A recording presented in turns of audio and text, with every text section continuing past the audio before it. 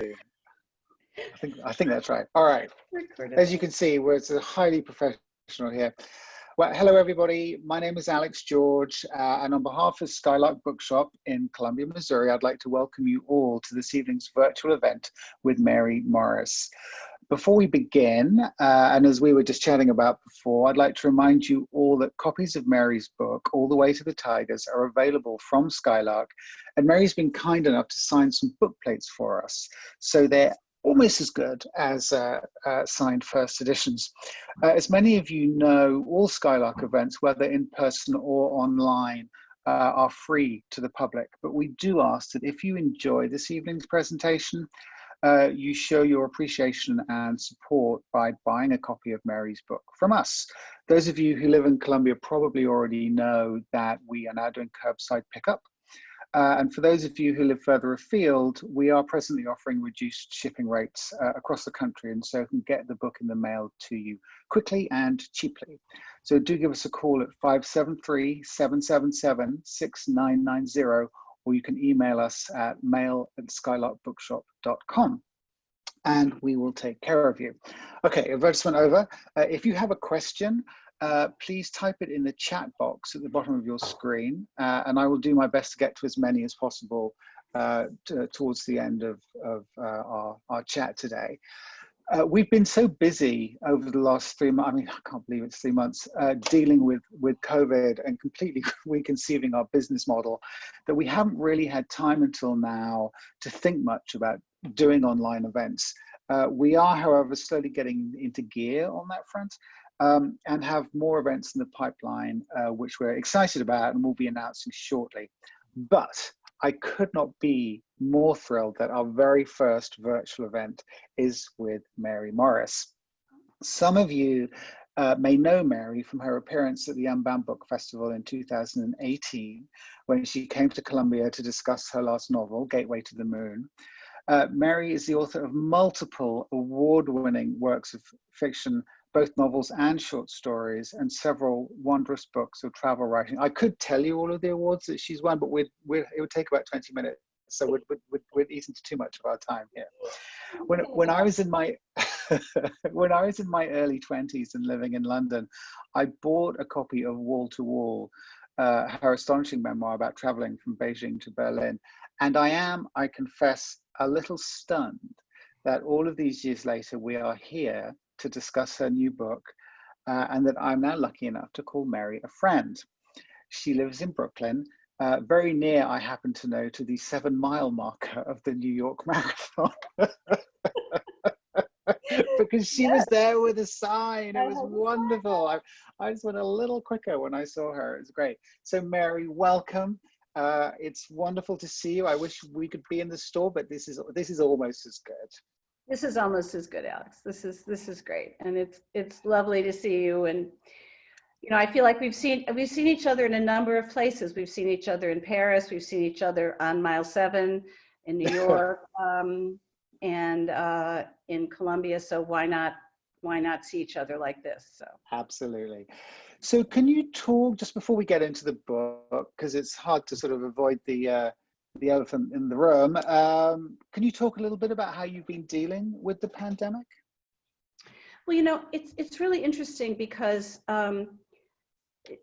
it's sort of hard to avoid the book, because part of what the book is about is the fact that I had an accident and I was homebound. Right. I was housebound for 3 months during a time in my life where I really had anticipated being a nomad and traveling and, you know, having great freedom. And one of the things I learned about myself during the period of 2008 was I felt incredibly sorry for myself. I really pitied myself. And I decided not to do that with this. And actually, I begin every morning in my journal by writing down I answer 3 questions for myself. What do I have to do today? What do I want to do today? And what can I do for someone else today? And I answer those, and then I go about my business and I try to be productive. You know, I connect with people that I feel might need to hear from me, or I need to hear from them. I take care of things like getting my friend's car fuel pump fixed that I need to take care of tomorrow. And I do my own work, and I'm painting, and so I'm feeling very positive in the midst of clearly a very difficult moment for millions of people. I mean, we're very privileged and fortunate. You know, I told you earlier that my daughter's restaurant has closed permanently as of Friday. So, you know, there's a lot of loss, and there's a lot of terrible tragedy that people are dealing with. But I think within that, I've just tried to be as productive as I can. Right, we're all in the market for silver linings all over the place, and there is the you asked the question in the book, or the question is asked: why do humans live in captivity? Which was an interesting question. I thought, well, that's something that we're all having to come to terms with to a greater or lesser degree. Right. Yeah, and I mean, how can we be wild now? Where is our wildness? Right, You know? right. And there was another quote that you mentioned in the book, and this book is full of just glorious little tidbits all over the place. And there's a quote from Wendell Berry that seemed strangely prescient, and it's like, and I'm just going to read it. It may be that when we no longer know what to do, we have come to our real work. And I was wondering, you know, because a lot of people have talked about the pandemic and how it has totally ripped up their routines. And I was wondering whether the pandemic has offered up any moments of clarity for you in that regard. Well, I think part of, you know, if I could just actually complete that quote, because I think he also says that, and when we do not know where to go, we have found our real journey. Right. So we find it's when we do not know what to do that we find our real work. When we do not know where to go, we find our real journey. You know, I mean, I've been incredibly distracted by my life over the last couple years.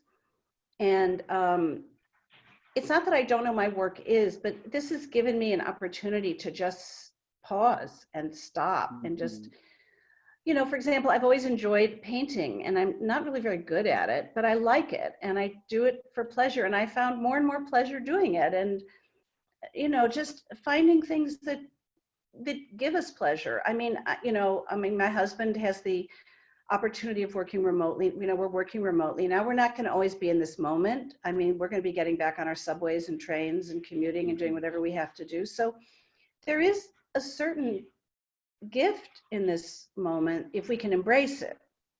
You know, I mean, along with, I'm sure, a lot of loneliness. I mean, I know people who are incredibly lonely. Some people have suffered losses.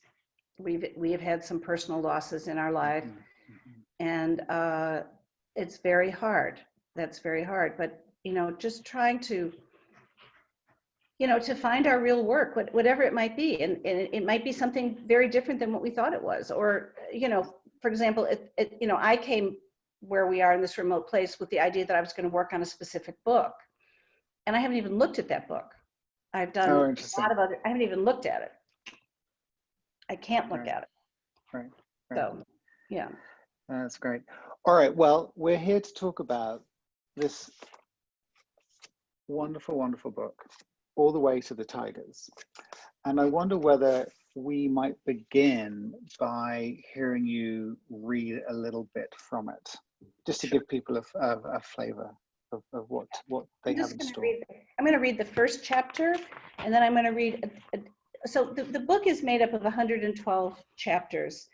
And because no one will figure this out unless I tell them, part of my goal in writing this book was I wanted the book to be like a tiger. So I wanted these short chapters that were like stripes, and I wanted an even number because a tiger is a Rorschach test. So a tiger is even.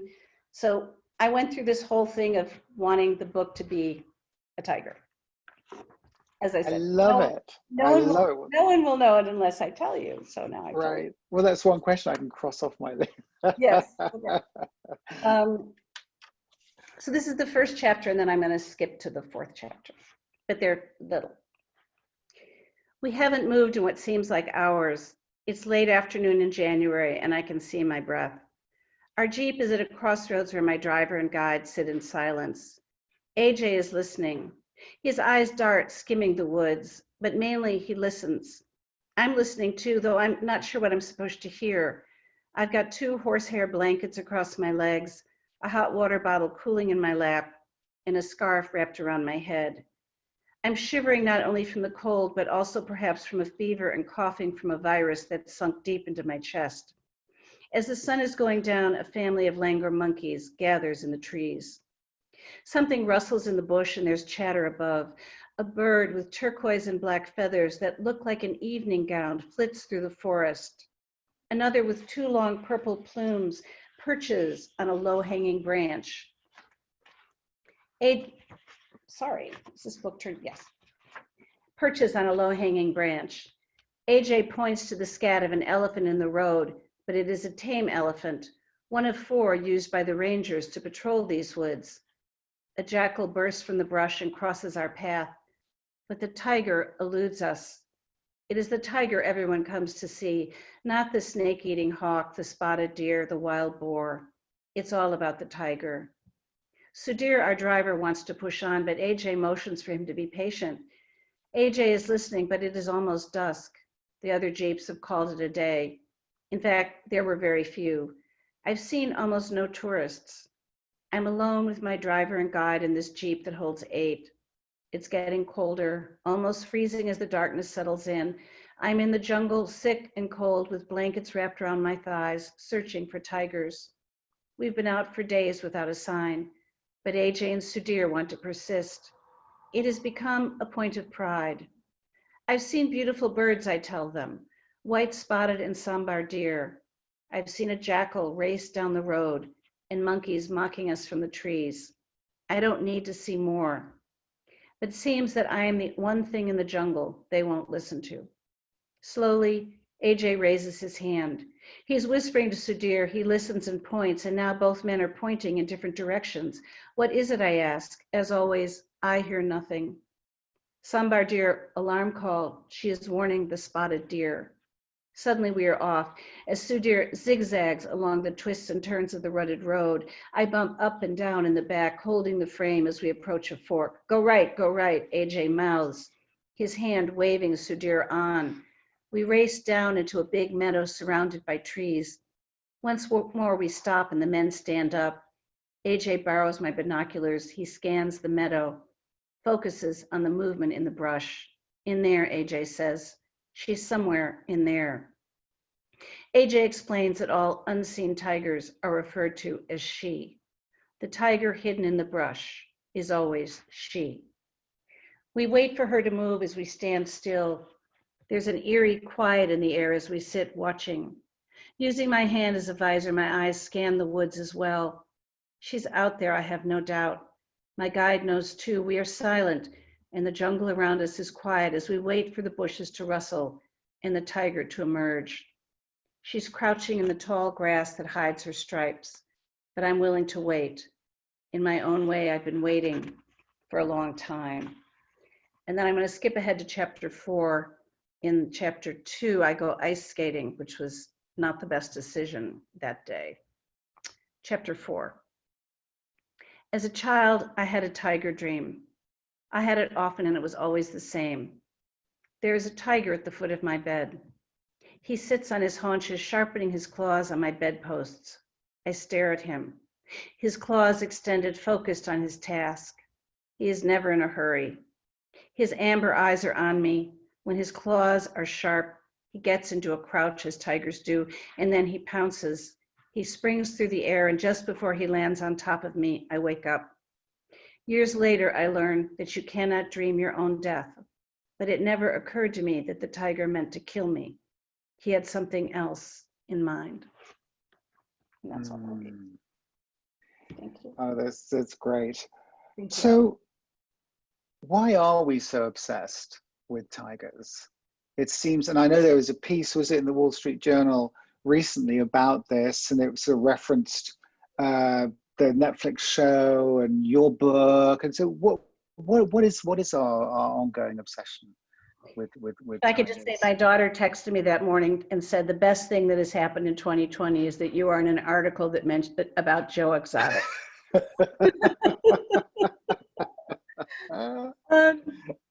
You know, tigers have held a fascination for us I mean, William Blake, you know, tiger, Right, burning right, of bright, course. that fearful symmetry.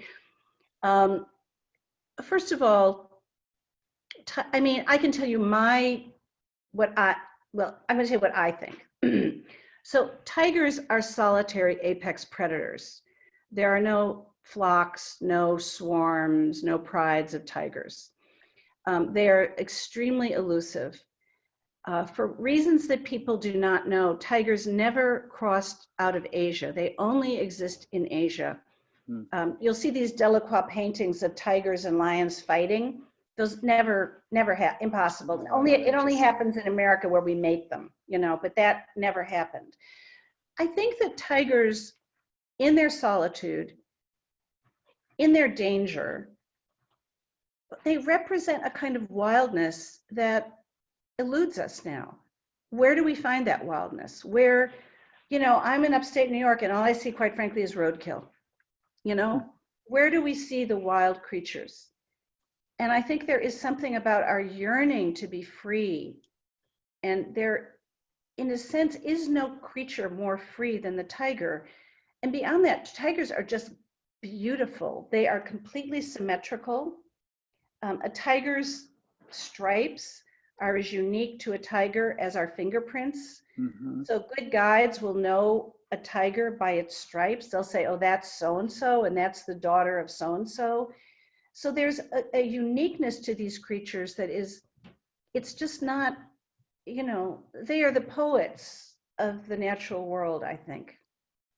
Oh, I love that. I love that.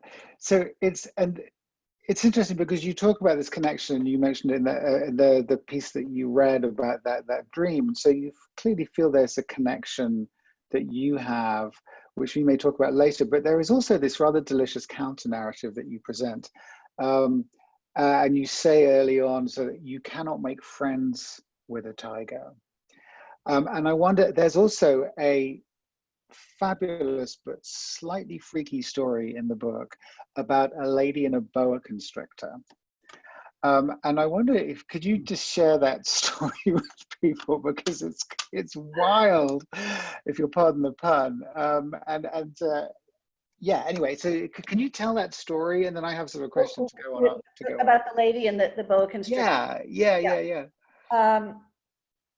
So a friend told me this. So the line about you cannot make friends with a tiger actually comes from Jan Martel's The Life of Pi. And Pi's father says to him, forget about it. Like, it'll eat you. You can't be friends with it. And there's probably, you know, a lot of truth about that. So in terms of the lady and the boa constrictor, now a friend told me this about a friend of hers. And my daughter says this is an urban legend, but I don't care because I love it. Which was, according to my friend, her friend had a pet boa constrictor, and she was going through a rough patch in her life, and she let the boa constrictor share her bed. And the boa constrictor at some point stopped eating. So she took it to the vet, and the vet examined it, and the vet said, no, it's fine, everything's fine. And then he said to her, if I could ask you, are you in any way being intimate with your snake? And she said, well, you know, it's winter, and so I've been allowing it to sleep in the bed. And he said, it's getting ready to eat you. Right, it's getting ready to eat. So I mean, you know, like, I think we have to let wild things be wild and understand that, you know, even though like you look in a tiger and you see its beautiful eyes and you think, oh, that's awesome, it's not going to be your buddy. Right. And that was interesting. I mean, this tension between the sort of spiritual pull that we conceive of between ourselves and these animals, and then the rather tedious truths of nature and sort of and evolution and food chains and things. Can you talk a little bit about that tension between the two? Well, you know, I think we like to anthropomorphize nature and think of it in a certain way, and also think of ourselves as being kind of indomitable. But I mean, the fact is, you know, an apex predator is an apex predator. Right. And, you know, a tiger, you know, unlike certain creatures, a tiger hunts to live, and it doesn't live on carrion, it lives on live kills. So, and a tiger is only successful 30% of the time, so it has to expend a lot of energy on food, and it's really not going to waste time kind of hanging out with us. There's this remarkable book called The Tiger by John Valiant, who's a brilliant Canadian journalist, in which it reads like a novel, really, and it's a book about a man in Siberia who knows that a tiger, an Amur tiger, has a grudge against him and is out to get him, and and there's nothing he can do about it. Right.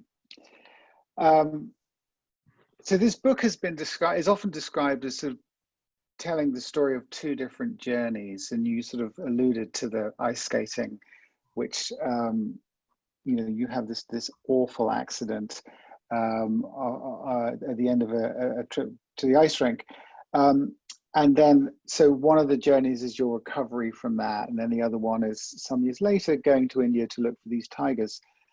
But reading the book a second time, it struck me that actually there are three journeys that are described in this book, and the third one is into your past. Mm-hmm. And your parents are a real presence in this book, and I got that much more the second time when I read it again. And you write about getting your first passport, your first trip out of the country to Paris. And it's completely charming. And you say about your mother that she doesn't just visit; she drinks the city in, which I could completely understand. And then of your father, you talk about this story, which is a little bit heartbreaking, about when you were very small and you were copying the letters of your name, and you got the R the wrong way around, and that the only comment that he made was, "Well, you made a mistake. You got R that wrong."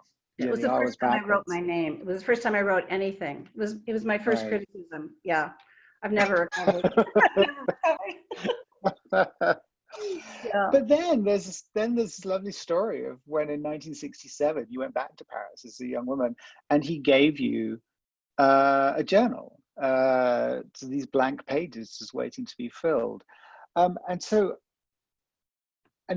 I was very interested in how much more it struck me the second time that I read it. But I was wondering if you could just talk a little bit about your decision to include your parents and weave that sort of third thread into the book.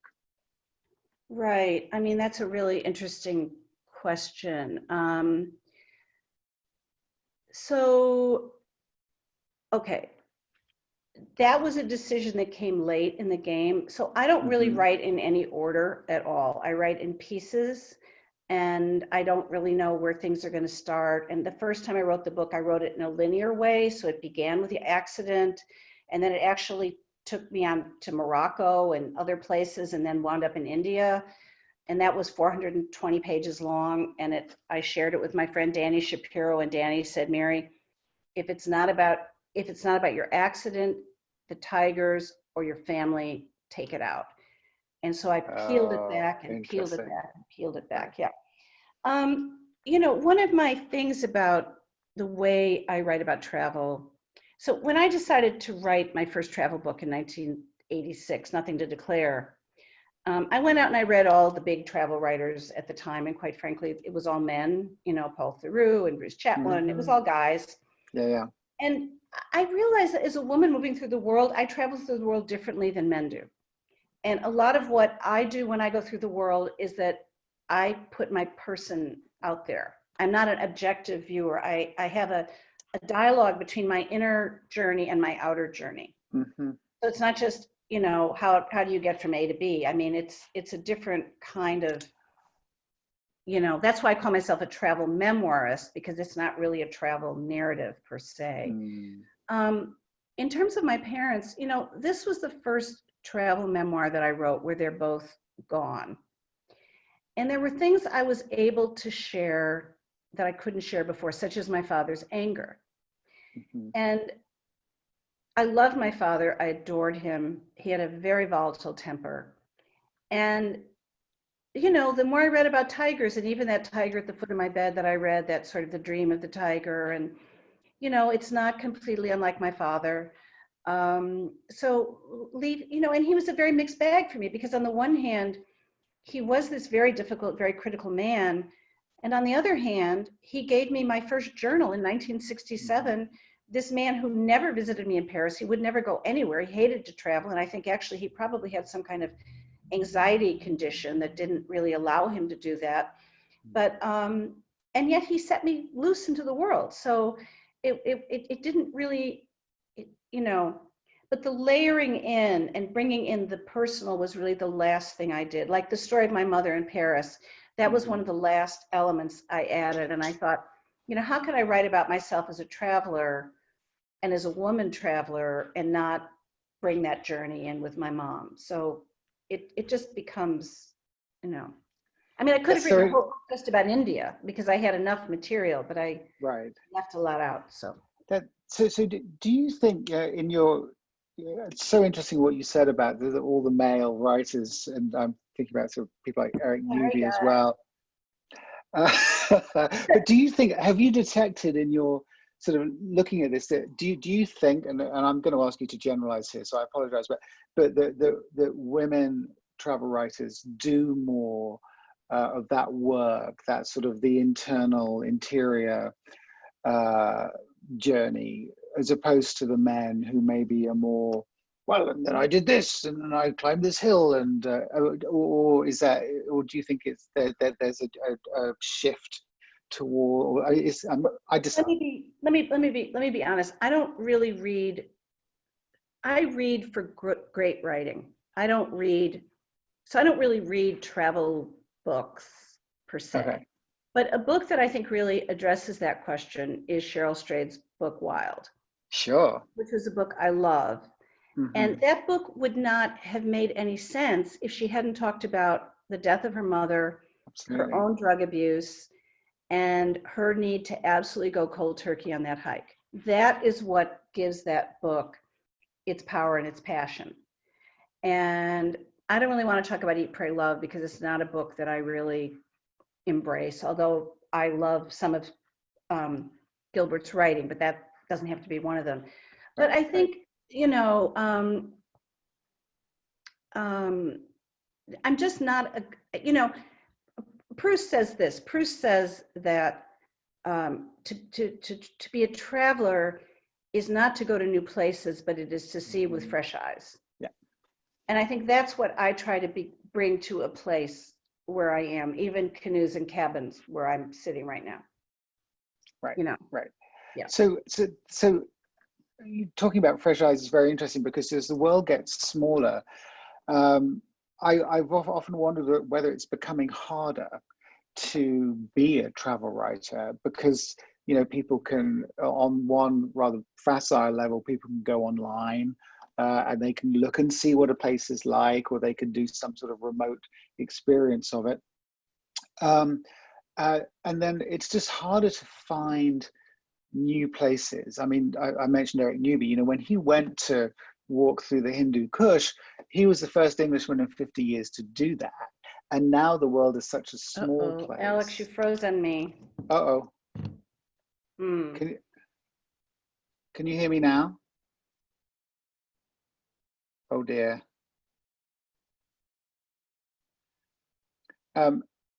If someone listening, can somebody type something into the chat to let me know that that we're still going? We hear you, says Cheryl. Okay, I can still hear you. Thank you, Marion. Hey, Cherise, how are you? Okay, Mary has, good. What's the name? So the book is called Wild by Cheryl Strade. Whoever, sorry, you've whizzed up off the screen. Okay, hey, Geordie. All right, so it looks like, so Mary is frozen for me. Oh, now she's gone. Hopefully she's going to come back in again, and we will get back to the questions. It would be so boring if this all worked smoothly every time. Let's hopefully we'll see her in a minute. Yeah, I think she must have gone off, and hopefully she's logging back on. Canoes and kayaks and bad internet.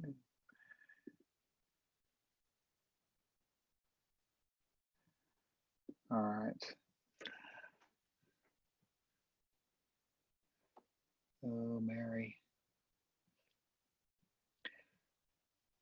Who was she quoting last? Well, she was talking about Wild by Cheryl Strade. So I don't know if she quoted anything, but that was the last thing we were talking about. Oh, Proust, that's right. Yes, yes.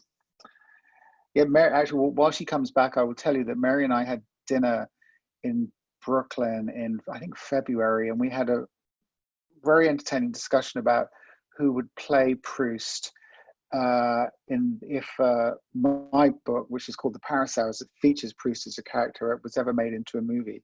And both of us independently, but rather shamefacedly, both thought of Matthew Broderick, but we were both too embarrassed to say but anyway, but we finally worked out that we both thought of him, and then I worked out that actually it should be Jake Gyllenhaal. Is the Matthew Rhys? Oh, interesting. Yes, that would be good. I like that suggestion. Oh, Mary, where's she gone? Hang on a second, guys. I'm sorry. I'm gonna send her an email. Ooh. Let's see if we can get her to log back in.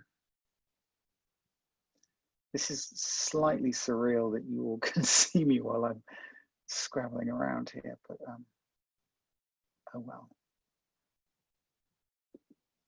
All right, let's watch me type.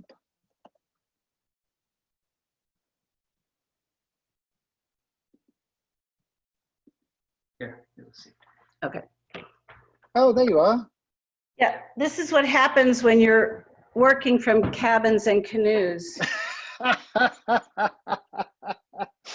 was just telling everyone while you were gone about our conversation in Brooklyn about Matthew Broderick.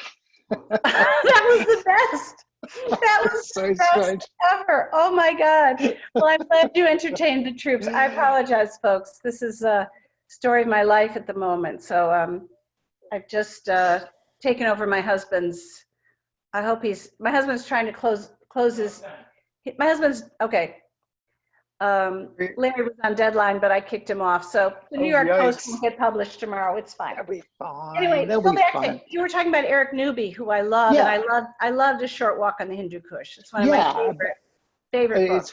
It's wonderful. But when he did that, he was the first Englishman to do that in 50 years, and so it seems that that sort of rarefied experience is getting harder and harder to do.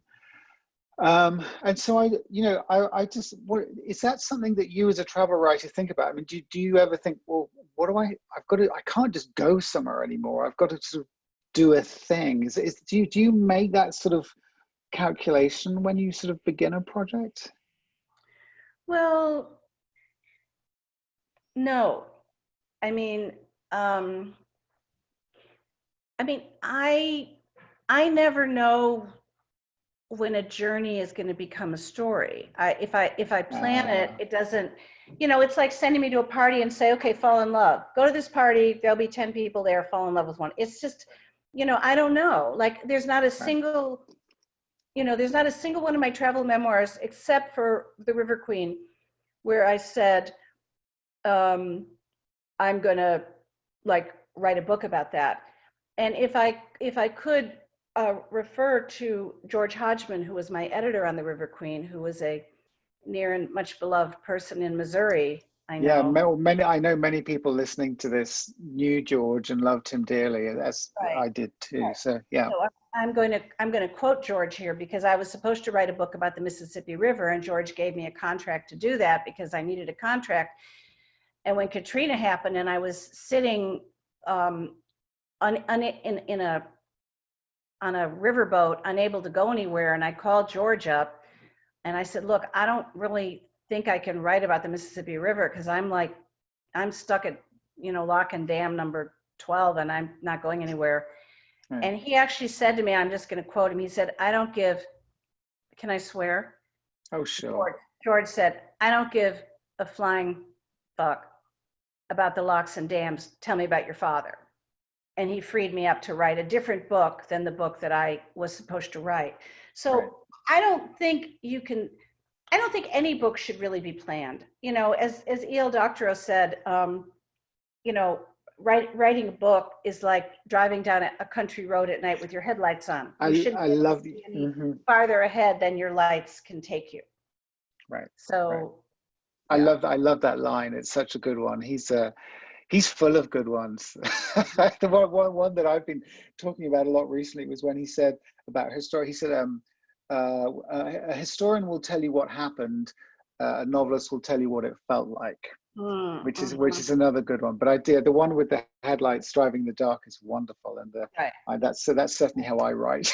Yeah. I never know quite where I'm going to go. I was thinking about Doctorow the other day because I was thinking that, you know, I miss those kinds of sentences. I miss writers who take their time and just write. And it was one of the things I loved about the Paris Hours is like you're just letting the story unfold and not, you know, I just think there's a lot of people who don't take their time with their sentences and what they're saying, and they're in a hurry. I don't know why, but no reason to be in a hurry right now.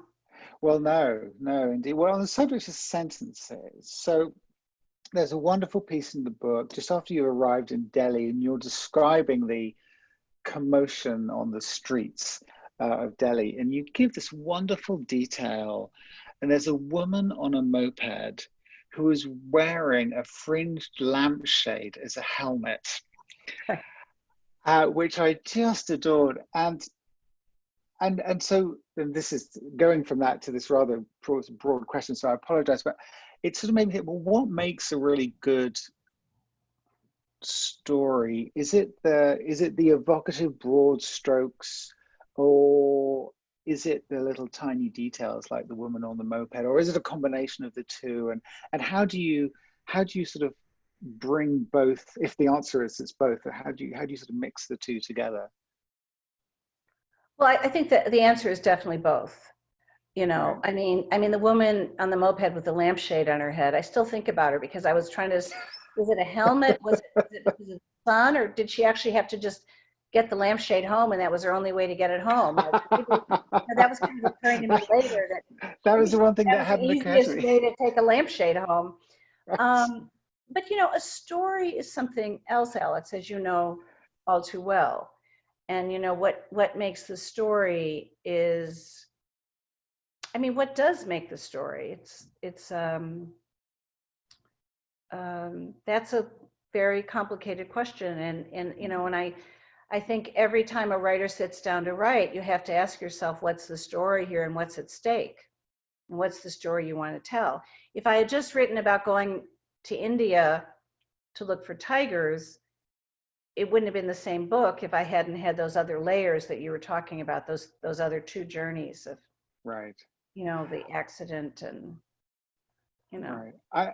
And that makes so much sense. And I love what you said about going to a party and this idea that you don't know when you go on a journey if there's going to be a book in it.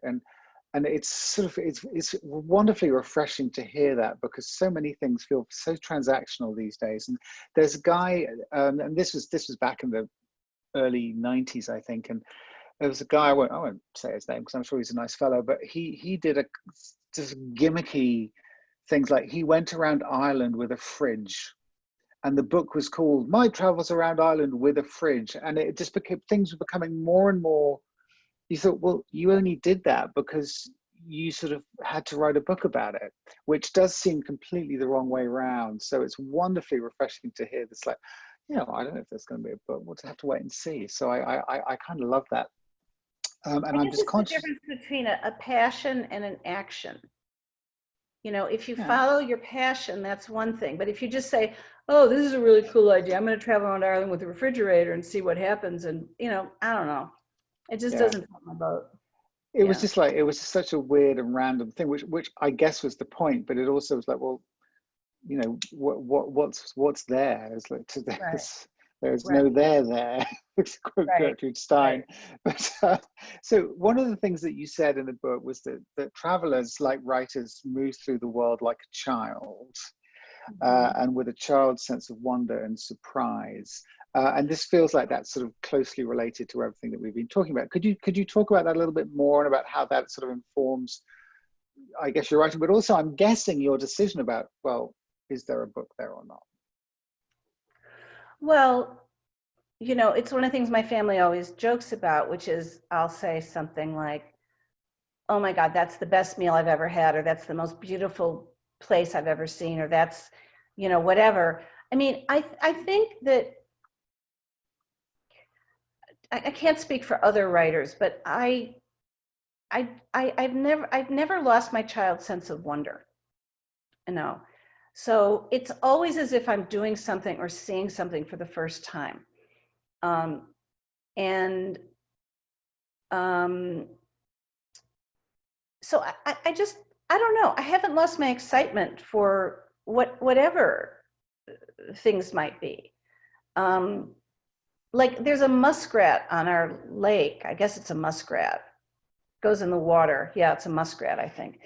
And I just can endlessly watch this muskrat doing its thing. I never get tired of it. I mean, I probably should, but I don't know if that answers your question or not. But I think we have to feel surprised by the world.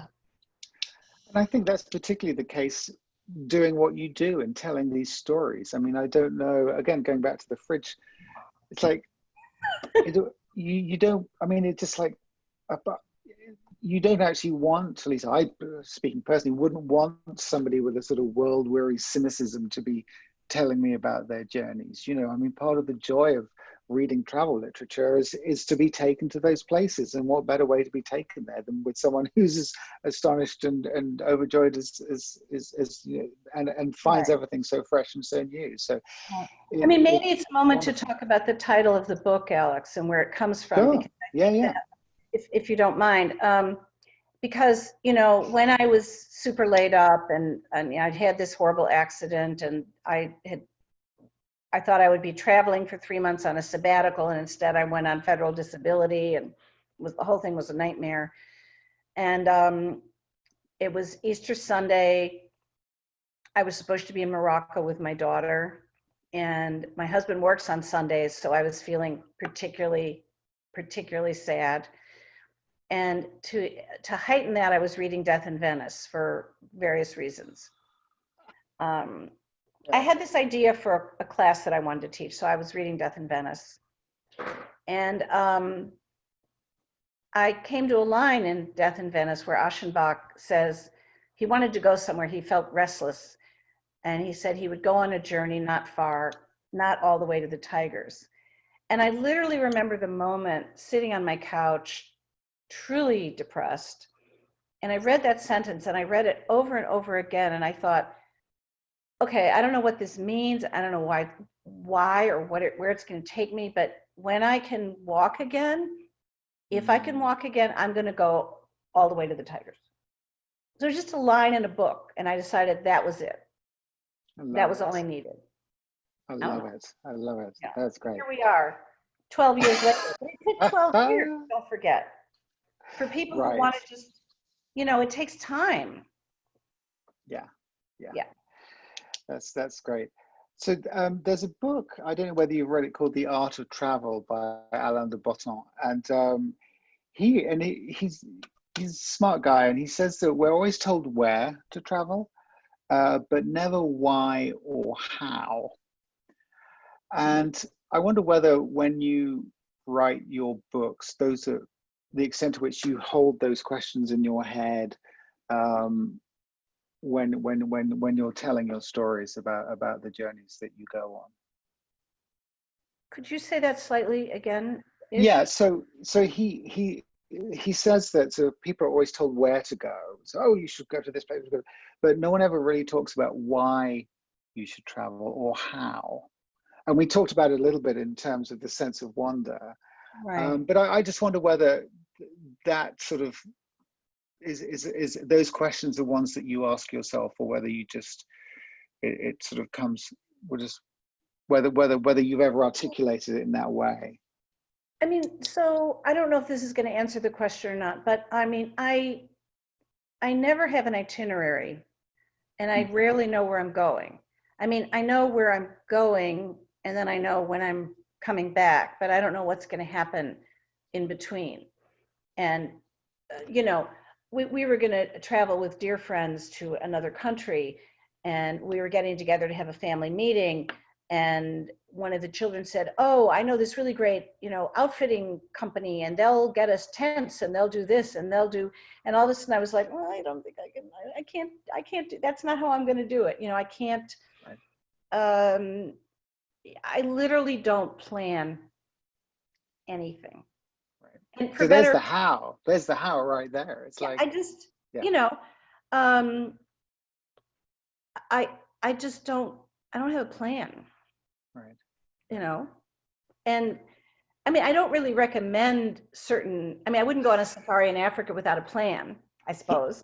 But, you know, mostly when I go somewhere, I usually have a place to stay, and that's the extent of it. Yeah.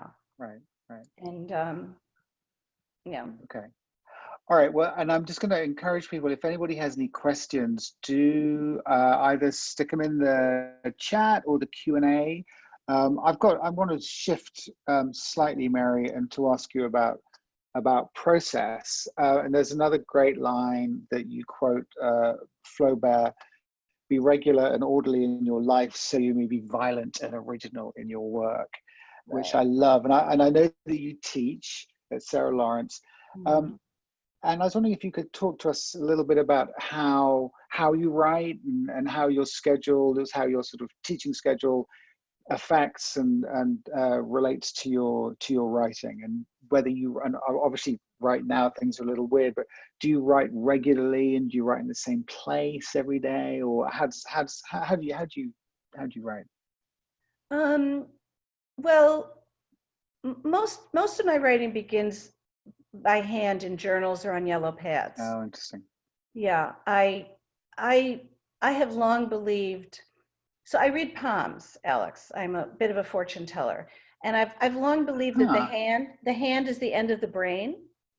So if you think about it neurologically, okay. so I think my ability to read palms has to do with, anyway, I think that there's something about the hand and the brain. I mean, I know there's something. So I like to write, I like the physicality of writing by hand, because I feel that holding the pen Mm-hmm. is, or pencil is a place where I need to start. Um, a friend said to me after I was feeling sorry for myself after my accident, she said, "Well, be glad you didn't break your wrist." And, you know, and Yeah, I mean, there well, was a silver lining in that, you know. So I start writing by hand, and I usually don't know, I don't really have, look, just because we read from left to right in a linear way doesn't mean we have to write in a linear way, right? And I mhm. mean, a painter wouldn't start a painting in the upper left-hand corner and then, No, that's right. that's not how you paint. So why would you write like that? Right. So one of the things in my process that's the most important to me is I write scenes. I write individual moments Mm-hmm. that, for example, the chapter I read, the India chapter, that was by no means the first chapter of the book. I mean, that became the first chapter way late in the game. So there's no particular order. One of the things that really helps my process, and this is a book where I did this a lot, and I did it for the previous novel. If I have a lot of different time frames, I will print them. When I print, and I don't edit online, I will print on different colored paper. So, Oh, I've never heard that. That's fascinating. right. And in fact, I saw Huh. that Nicole Robeson, who is my awesome social media consultant with Trident Media, she's fabulous. She has posted pictures of a ping pong table that I've used, where I lay out all the different colored paper, and then I rearrange it. So it's a very visual process for me. So for example, everything that Mm-hmm. had to do with ice skating was probably printed in white. And everything that had to do with tigers, I think, was yellow. And then childhood was, I think, blue. And then those kind of snippets of sort of meditative moments was green or another color. And Mm-hmm. then I move them around and I go, oh, I got too much yellow. but I don't worry where it's Right. going to go. I don't worry about it Right. until I have to worry about it. Okay, that's great. Okay, we've got lots of questions now, so I'm gonna be quiet for a minute. And so Nicole asked, was there a section of the book that was particularly hard to write? And can you explain why and how you overcame that difficulty? Yeah, I mean, I think one of the sections I really struggled with was when I get the massage at the hotel in India. And the reason for that was because it was the moment where I felt the most like a privileged white woman in a colonial situation. Mm-hmm. And I was extremely uncomfortable with the whole massage thing. And if you read the book, you'll see why it was physically uncomfortable, but it was also emotionally uncomfortable, and why I couldn't walk away from it. And there was a part of me that when I was going over all my notes, I thought, oh, I don't want to write about that because I look like that girl. But then in the end, I thought, you know, it was an important moment, and it would allow me to show some empathy towards this young woman. And also it sort of, she pours oil all over my head. And as far as I know, there's no hot water in the hotel, so I can't wash the oil out of my hair. And that kind of becomes a plot point in the book. So I needed the plot point, but I also felt I could write about her with compassion. But it was a moment that I felt politically uncomfortable with, yeah. But I wrote it anyway, so. It's a very memorable scene, and yes, that sense of ickiness for you, it's very, very clear. So Lisa, like what for me is just a massage that's uncomfortable, for her as a livelihood. So right, yeah. So Lisa asks, do you paint when you write, and do you paint when you travel? So I don't paint simultaneously while I'm writing, but so at my home office in Brooklyn, my writing desk and my painting desk are next to each other, and sometimes I move back and forth. You see, the thing I think is important as a writer and any artist is not to be too ego invested. And I'm not very ego invested in the painting. I'm very ego invested in my writing. So the painting frees me up in a way to not think about, oh, what's someone going to think of this and blah, blah, blah. And I just, you know, the painting puts me in an intuitive place. So the answer is yes, I do it simultaneously. You know, I like to paint every day. I don't always have time. I think Henry Miller has this book that I love called, you know, Paint Every Day and Die Happy or something like that. But he was one of my sort of mentors in terms of painting and intuitive painting. And he has a whole theory of unlearning. And I think that a lot of us have to unlearn, you know. That's interesting. So one of the things that I do, and it's advice I sometimes give people if they're struggling, is that I like to do jigsaw puzzles. And I will quite often have one on a separate desk. And if I am getting very bogged down in the writing, I will go and do that because it engages a completely different part of my brain, totally visual. Exactly. And so it's, and I was wondering whether the painting does the same thing for you in terms of. Totally. Yeah. And there was a time when I was working on an earlier book, The Jazz Palace, where gardening did that for me. Oh, really? One of the things that, you know, when I was really stuck in the Jazz Palace, I learned, hey, you can take anything out, you can move anything around, you can cut anything back. Like you can do to a book what you do to a garden, you know? Right. And so, I mean, it all becomes, you know, it all informs cooking, you know, any of those things can inform, you know, if you're involved in a creative process. Sure. That's.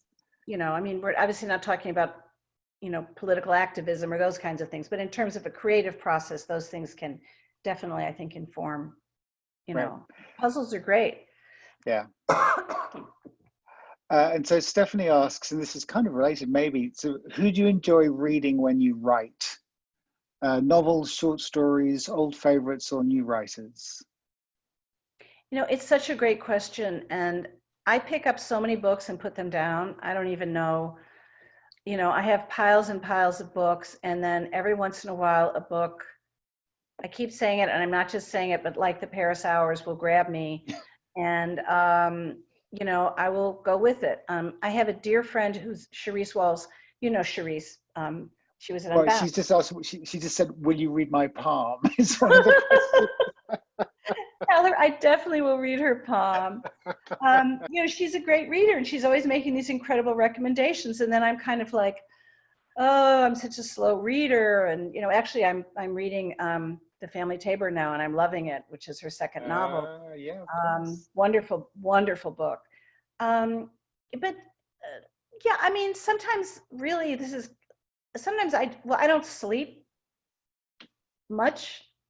Mm. And, you know, a lot of times I'll just read really depressing news articles on Twitter for hours and hours and hours, which doesn't probably help put me back to sleep. I love reading poetry. I love listening to Billy Collins' Facebook broadcasts because I think they're so beautiful and he brings so much poetry to us. I think poetry is a very good thing for a writer to read because it puts us back in the place of words. I agree, and it's one of the wonderful gifts of the bookstore is I have learnt a lot more about poetry than I ever did before, and I have it all at my fingertips now, and I'm on. It's an ongoing education for me as well, and just discovering these wonderful, earth-shattering poets, and yeah, I always have at least one volume of poetry on the go at any one time. So, and the end of the question was some favorite writers that you'd like to share. So I don't know if there's anyone you'd like to. Well, You mentioned Cherise. One of my go-to writers is Willa Cather, great Midwestern writer who actually wrote about the Midwest. So I was going to do a doctoral dissertation on Midwestern writers who fled the Midwest, but wrote about the Midwest having fled the Midwest, such as Fitzgerald, Hemingway, Cather, Mark Twain. I don't want to put myself in that category, but I've only written about the Midwest once I left the Midwest, which is where I'm from. And what is the nostalgia looking back? And when I read Cather, especially the novellas, I love reading A Lost Lady or, oh God, what's the one? Lucy Gayheart, which breaks my heart every time I read it. So I think I love, you know, I love the straight, clean story. Edith Wharton, you know, short stories. I'm reading a lot of shorter books right now just because I don't want to be trapped in other people's words as much. I want the story, you know. Does that change if you're in the middle of writing a book or not? Because I sometimes find myself, I have to change my writing habits depending upon where in the process I am. If I'm editing, I can have slightly more flexibility, but if I'm actually churning out new words, then sometimes I've got to be careful. Do you have those two different modes when, as a writer, in terms of what you read?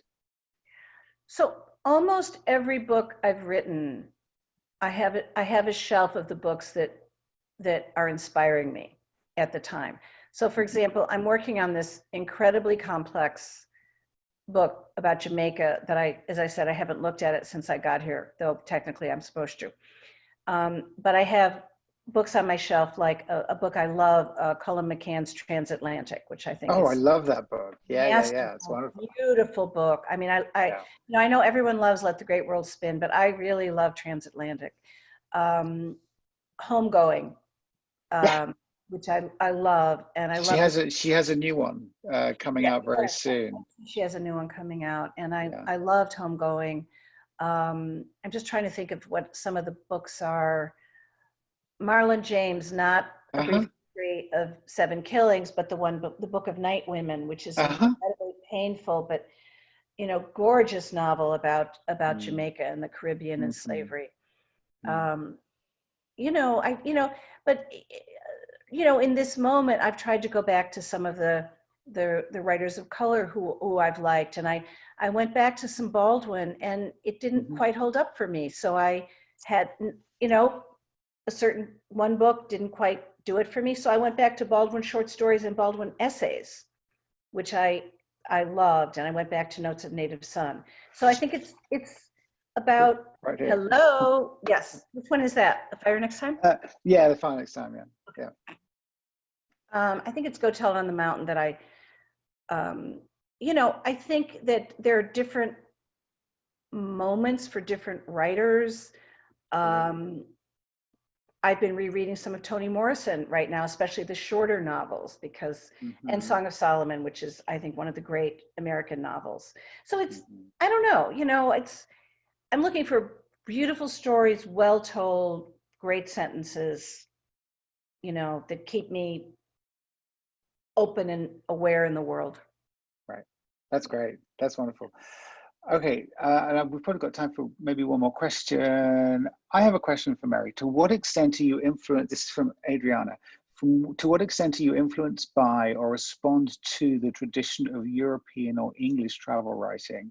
This is an area that I've done some research on, so curious to know about the creative process for travel writing. Well, it's actually a tradition I've tried to move away from, I think. My husband and I did an anthology called Maiden Voyages, The Journeys of Women. And look, I mean, the English certainly, I'm a little hesitant to answer this question. Certainly they've given us a tremendous amount in terms of travel writing, but it is also very privileged travel writing. I mean, these are people who are able and enabled to take those journeys. So it's not quite where my head is right now, but it's not travel writing, but Elizabeth Gilbert's, what's it called? This, about the book about the creatures, the signature of all. The Signature of All Things. I love that book. I love that book. It's so much better than Eat, Pray, Love. That to me is a great book. And that book took me all over the world, and I learned about botany, and I learned about how and moss. Like, who knew that you'd want to know so much about moss? Yeah. So I guess I'm not into the tradition that the question is about, but yet I'm certainly into the journey, and I love reading books that are set during journeys. Right. But I'm not so interested in the kind of privileged travel. Got it. Yeah, The Signature of All Things, everyone, is a wonderful novel by Elizabeth Gilbert. Highly recommend it. Okay. I've got so many more questions, but I'm gonna let them go. Yeah. So I'm just going to end on, and I don't know, I'm not sure whether this was in your book. I mean, so there are so many little nuggets, and I wanted to talk about Tahiti and about the fact that, and I said this to you before, I think, the fact that one of the wonderful little things in the book is that there is no word in Tahitian for art, and the closest translation is "I'm doing the best I can," which I just adored. This idea that it's like that's the definition of the creative act, is that perfection that's not a thing. And I try every day to remind myself of that we all just have to do the best we can, whether it's in our art, in our lives, in our journey in the world, what we bring to others. We're just going to do the best we can. It's so perfect. I loved it. And then, so there's a quote from Pico Iyer, and was this from you, or did I find this somewhere else? It's that we travel to lose ourselves. No, that's in there. It is there. And then to find ourselves. Yeah. And you've been traveling all your adult life, and I guess the question is, are you still finding yourself? That's such an interesting question. I feel a very deep sense of peace right now, and in the world, and I don't feel afraid of anything outside of the fact that we're in a pandemic and we're living in a really bad world. I mean, that whole thing. But I mean, I don't feel afraid as I move through the world. And I feel that is a change for me, that I feel that I know how to navigate this as best I can, you know, and I think that that's brought me a lot of peace. And, you know, and I'm less interested in the far-flung travel than I have been. And I'm more interested in just the daily wonder that we find, you know, the daily wonder really, and that we have to find in this moment also. Right. Yeah. You know? Oh, that's well. What that's a feels like a perfect note to end on. So, thank you so much, Mary. This has been such a joy. Thank you to everybody for tuning in. There was one question I'm going to answer very quickly. The author of The Art of Travel is called Alain de Botton. Very interesting book that he wrote. So thank you all. Mary, a joy as always. Hopefully we'll see each other in person before too much longer. But stay well. My best to Larry. And thanks everybody. That was a lot of fun. That was a lot of fun. Thank you so much. It was great to be here, Alex. Thanks, Mary. Bye. Take care. Bye-bye. Bye-bye. Take care. Bye.